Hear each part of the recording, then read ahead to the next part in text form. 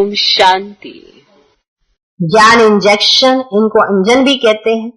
अंजन को ज्ञान सुरमा भी कहा जाता है। जादू आदि की तो बात ही नहीं है। शुरू से लेकर आज दिन तक एक शब्द जरूर है यज्ञ में, जादू। कुछ भी होता है बड़ी जल्दी इस जादू पर आ जाता है।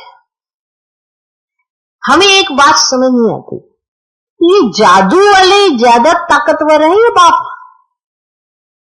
पर यहां तो जादू ज्यादा पावरफुल नजर आ रहा है। जिसको देखो तुम पे कुछ कर दिया है, तुम पे कोई जादू आ गया है, तुम पर काला जादू, पीला जादू, नीला जादू कर दिया है। तुम अपनी बुद्धि है ही नहीं। बाप पर तुम्हारा इतना निश्चय हो कि तुम पर कोई जादू का असर ही ना हो, पर बाप पर निश्चय कम है कि जादू पर ज्यादा निश्चय। इतना निश्चय जादू पर रखकर तुमने तो उसको सर्वशक्तिमान बना दिया। जादू, काला, पीला, नीला जादू। यहां वो जादू की बात नहीं है, यहां निश्चय की बात होती है। और जिसका निश्चय है वो अगर गलत रास्ते पे भी चल पड़ेगा ना, तो वो उसका रास्ता सही कराने के लिए बाप बैठा है। इतना निश्चय होना चाहिए भाई। ये कैसा निश्चय है कि सही रास्ते को भी गलत सिद्ध करने के लिए हम कुछ भी करेंगे।